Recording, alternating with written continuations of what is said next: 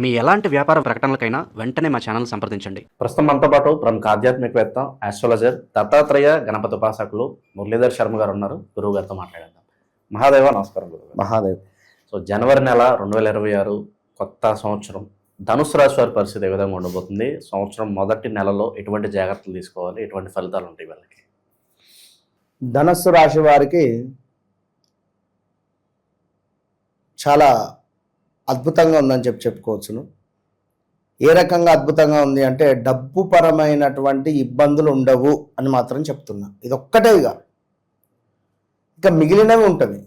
ఇంట్లో ఆరోగ్య సమస్యలు కానీ, చిరాకు కలిగించే సందర్భాలు కానీ, కొన్ని గొడవలు కానీ, లైక్ జాబ్ పరమైన ఇబ్బందులు కానీ, గతంలో మనం చేసుకున్నటువంటి మంచికి మనకు గుర్తింపు లభించవచ్చును. అదేవిధంగా కొంత మన వాక్కుకు ఒక బలం అనేటువంటిది వచ్చే పరిస్థితి ఉండొచ్చును. అదేవిధంగా కొంత మన వాక్కు మూలకంగా కొన్ని ఇబ్బందులు జరగవచ్చు. సో చాలా జాగ్రత్త. మాట్లాడేటువంటి సందర్భాలలో నోరు అనేటువంటిది చాలా అదుపులో పెట్టుకొని మాట్లాడడం ఎంతో శుభాన్ని కలిగించేటువంటి పరిస్థితి ఉంటుంది. ధనస్సు రాశి వారికి ఇది చాలా గమనించుకొని ముందుకు వెళ్ళండి దయచేసి కూడా. ఎందుకంటే ధనస్సు రాశి వారంటేనే చాలా డివోషనల్గా కనెక్ట్ అయి ఉంటారు. చాలా తెలివితేటలు కలిగినటువంటి వారు. అదేవిధంగా ఒక మంచి కళ వారి ముఖంలో ఉంటుంది. కొందరికి క్యాట్ ఐస్తో ఉండేటువంటి జాతకాలు కూడా ఉంటాయి ధనస్సు రాశి వారికి. వారు చాలా అదృష్టవంతులు అని చెప్పుకోవచ్చును. అదేవిధంగా ఈ ధనస్సు రాశి వారికి గడిచిన రోజులలో ఒక 3-4 నెలల నుండి కొంత బాలేదు, ఇంతకుముందు కొంత పర్వాలేదు. అంటే 2024 సుమారుగా ఆగస్టు నుండి 2025 ఆగస్టు వరకు కొన్ని పనులు పర్వాలేదు అనే విధంగానే ఉన్నవి. ఇందులో కొన్ని మార్పులు చేర్పులు జరిగినవి. ఉద్యోగంలో మార్పులు చేర్పు కానీ, గృహంలో మార్పులు చేర్పులు కానీ, లేదా వీరి వైవాహిక జీవితంలో మార్పులు చేర్పులు కానీ, ఇల్లీగల్ అఫైర్స్ కావచ్చును, వివాహం కాని వారికి వివాహ ప్రయత్నాలు కానీ, వివాహం ముందుకు వెళ్ళడం కావచ్చును. ఇలాంటివి కొన్ని శుభాలుగానే ఉన్నవి అని చెప్పవచ్చును. ఇక అదేవిధంగా మరీ ముఖ్యమైనటువంటి విషయం ఏమిటి అంటే వ్యాపారంలో దూసుకుపోయినటువంటి దాఖలాలు 2025లో వీరివి. 24 ఎండింగ్ నుండి 25 100% వీరిది. ఇక మరి గురువుగారు నేను దూసుకొని పోలేదని ఎవరైనా అనుకుంటారు. మరి మీరు దూసుకొని వెళ్ళలేదు అంటే అది మీ వ్యక్తిగత జాతకం. వాళ్ళకి యోగం లేదనుకోవచ్చా? చాట్లో లేదు అని నేను అనను. ఇప్పుడు మొన్న ఈ మధ్య ఒక టాప్ ప్రొడ్యూసర్ చాలా అంటే చాలా డౌన్ఫాల్ అయిన దాఖలాలు, ఇందులో ఒక హైప్ క్రియేట్ చేసిన దాఖలాలు ఉన్నవి. ఒక హైప్ క్రియేట్ చేసినటువంటి దాఖలాలు కొట్టేస్తున్నాడుగా, మొత్తం మంట పెడుతున్నాం అనే విధంగా చెప్పిర్రు. కానీ చాలా ఇబ్బంది కలిగించే సందర్భాలు ఉండండి ఆ మూవీ. అందులో ఉన్నటువంటి హీరో కూడా యాజ్ ఇట్ ఈజ్ అంతే. అయితే ఇక్కడ ఏంది అంటే వారిద్దరికి, అంటే వారు వ్యక్తిగతంగా కాకుండా వారి యొక్క పర్సనల్ ఫ్రెండ్స్, మనకు మంచి కొంత దగ్గరలో ఉండేటువంటి వారు అడగడం జరిగితే చెప్పడం జరిగింది. వారి వ్యవహారిక నామం వేరే ఉన్నది, జన్మనామం వేరే ఉన్నది.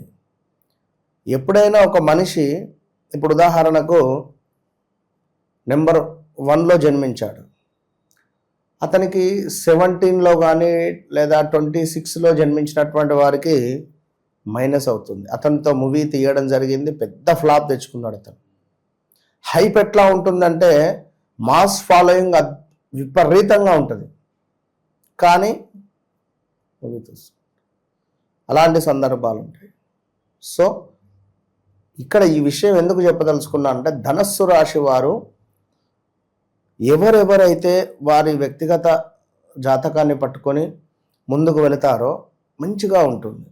ఇప్పుడు కొంచెం టైం బ్యాడ్గా ఉన్నప్పుడు వారి యొక్క లావాదేవీలు కానీ వారి యొక్క బ్యాంక్ అకౌంట్ డీటెయిల్స్ కానీ లేదా వారు కొన్ని డేట్స్లలో లక్కీ డేట్స్లో వారు ముందుకు వెళితే విజయం వారిని వరించే పరిస్థితి ఉంటుంది.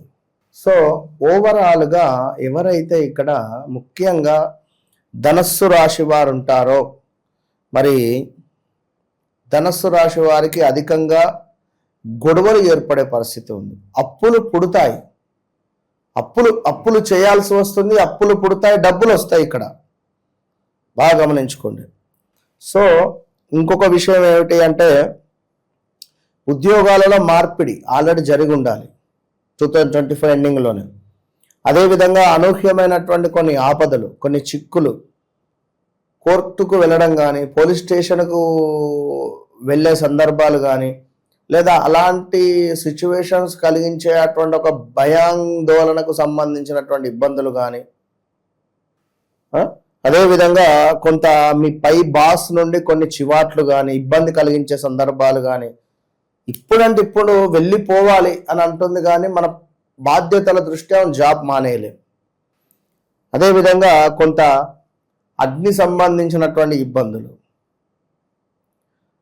చోర భయము, అదేవిధంగా బంధుమిత్రులతో మనస్పర్ధలు కూడా వచ్చేటువంటి పరిస్థితులు గోచరిస్తూ ఉన్నవి.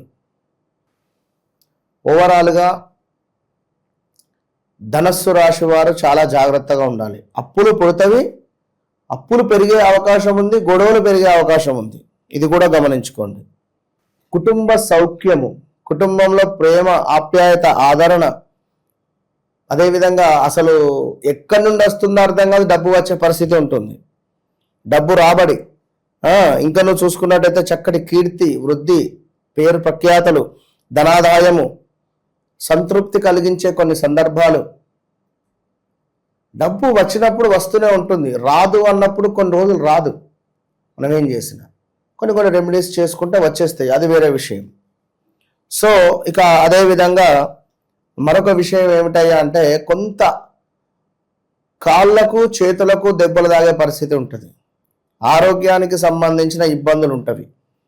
అదేవిధంగా స్థాన చలనము గోచరిస్తుంది, ప్రదేశ మార్పు ఉన్నది, పదవి హీనత కనబడుతున్నది ఉద్యోగంలో. ఇప్పుడు ఇక్కడ నేను ఉండడం మంచిది కాదు అని నా 6th సెన్స్ నాకు చెప్తుంది.